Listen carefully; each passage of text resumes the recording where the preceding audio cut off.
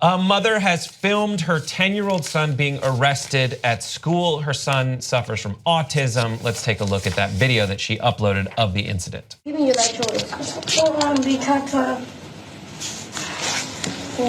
that's not autism. Does he have the same rights as an adult? He has a warrant.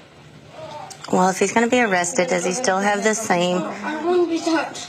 Does he need to be told? He doesn't have to be told. He has a warrant. So not even an adult has a right to be told when they're arrested why? You're so fucking dumb, Mama. Yes, it is. And I'll get a lawyer and we'll take care of this. Yes, I agree. This is for something from months ago we didn't know about. Oh, I didn't know I was gonna get arrested. Like Neither did I. Neither did I. We came in for testing. I don't want to be touched. Please don't touch me. We have to, JB. Can I ride with him? No, ma'am. So you really can't tell me as the parent? I know you don't know what's going on. Can you tell me what's going on or have any paperwork that you can show me? I don't know what's going on. Excuse me. Do you have any paperwork or anything you can say to me? What's going on? I don't understand. No, honey. He has autism. He doesn't know what's going on. He's scared to death. He's 10 years old. I don't know what's fucking going on. I don't either, honey. I don't want to. No. Listen, don't. No. I don't want you to hurt nobody. It's all their fault. I'm sorry, honey. I didn't have nothing to do with this. No, he's not going to be okay. You bringing him to the up here to the jail?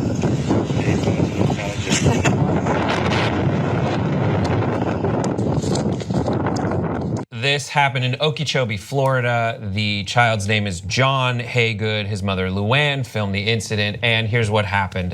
He was accused in October of last year of assaulting his teacher, kicking her and punching her, leaving marks. After that, he stayed away from school. And it wasn't until Wednesday when he went back for mandatory testing that the sheriff was there and the person who arrested those two officers that were arresting him showed up to serve a warrant to him, something that the mother maintains she knew absolutely nothing about. The sheriff's office, in conjunction with the state attorney, stated that they also did not know that the child had autism, though the school says that they do, and they provide services typically for children with autism, even though they didn't directly mention this particular event. The mother says that this is a nationwide problem. According to her, it's nationwide, and these children are not getting the services they are guaranteed under the Individuals with Disabilities Education Act, or the IDEA. Now maybe something will be changed. Now maybe somebody will believe me and other parents when we say our kids are being mistreated. So there you have it. Well, this is heartbreaking on so many different grounds. First of all, even if he didn't have autism, don't arrest 10-year-olds. I mean, that's like, so he kicked a teacher, so that's bad. You should get suspended for that, definitely. They should consider expelling the kid if he doesn't have autism, right? I wouldn't go that far, I wouldn't expel the kid. But he has autism, so you're supposed to help him. You're supposed to be a little bit more understanding. Instead, they charge him with a 3rd-degree felony and let him away in handcuffs. I don't know, man, is it me? Am I just too old school? Like I remember, yeah, like sometimes things would happen and the kid would accidentally or on purpose hit a teacher and they would never get arrested. They wouldn't get arrested at 16, let alone at 10, let alone with autism. I mean, what the hell's going on in this country? I think that we just have decided that we're going to criminalize everything. We got to fill up those jails, and we've become honestly monstrous. How do you look at that video and not have that be heartbreaking? If you're the cops, how do you not call into the headquarters and go, "Hey, chief, I hear you, bro. I know I'm supposed to serve this warrant, but mom says he's got autism. Can we double check on this?" Yeah. Right.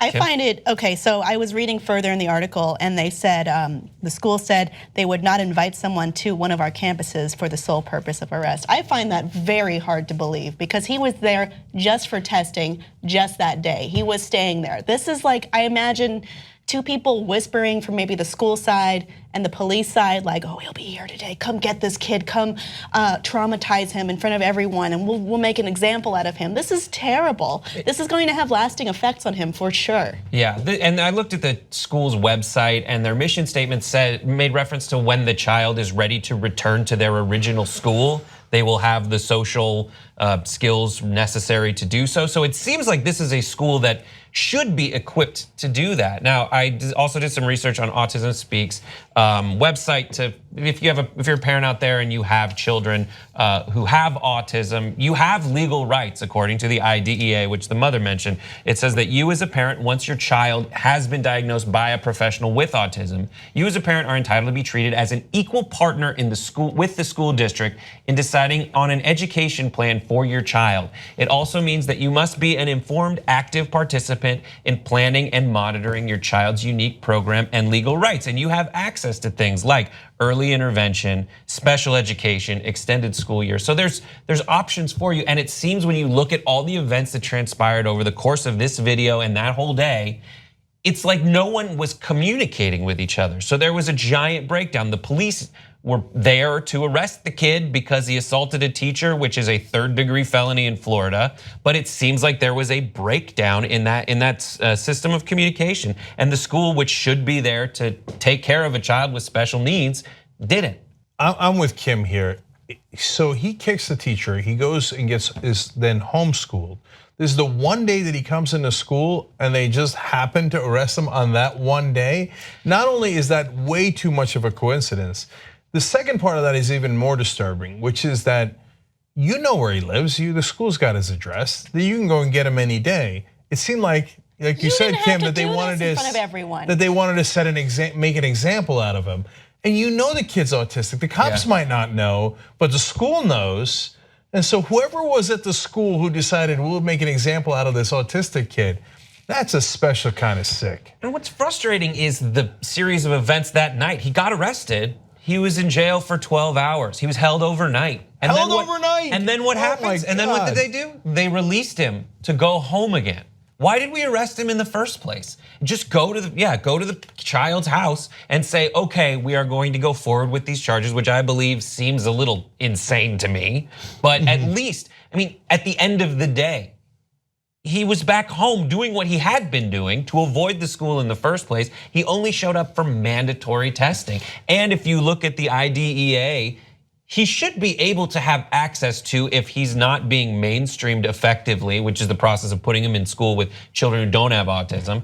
If he's not being mainstreamed effectively, maybe it's best and most effective to have and appropriate to have him take those tests at home and help him through it. He's a child with special needs. It just seems like they were being ignored. Yeah, and like Brett said, there's no reason why you can't just serve him a warrant at home and say, hey, show up at trial at this point. You know who they do that with? I was gonna say bankers, but bankers are never arrested. But if they were arrested, in the old days when they would arrest bankers, they usually do it politely. They come by, serve you a warrant, etc. And with white collar crime, unless somebody's looking to make a political point, etc., they don't get led away in handcuffs. So they handcuffed the kid, they kept him overnight, he's 10 years old. Yeah. That's insane. We've become this brutal country where we almost relish these acts of brutality. And so look, I don't know, I mean, am I the crazy one? If I'm a teacher, and teachers have a super hard job, I get that, and we celebrate teachers here all the time, but if I'm a teacher and a 10-year-old kicks at me, even if he doesn't have autism, I'm not gonna charge him with a third-degree felony. I mean, there's no way I charge him with that. He wasn't being disruptive at the time, is the thing. Is like, you restrain someone when they need to be restrained. I mean, I get it. Like children with autism, and they're not taking the social cues the way that most people without autism would conventionally interpret them. When the mom says he doesn't know what's going on, that's a very accurate statement of what's happening. And they need to be nice about that. They need to take it into consideration. It's just, and it's also weird that when I see a film or a video like this and no one's getting like beaten up, I'm almost like, thank goodness. Yeah, the mom was shockingly calm. I guarantee you I would not have been that calm. And then the whole family's in a world of trouble, right? Yeah. And then you got more people in prison. Young Turks membership creates independent media. Believe me. No ads. Believe me. All the shows. Believe me. On demand. Believe me. Support independent media. Believe me. It's awesome, tremendous. You'll love it. Believe me. And by the end, you'll be thinking, You know, I'm like a smart person.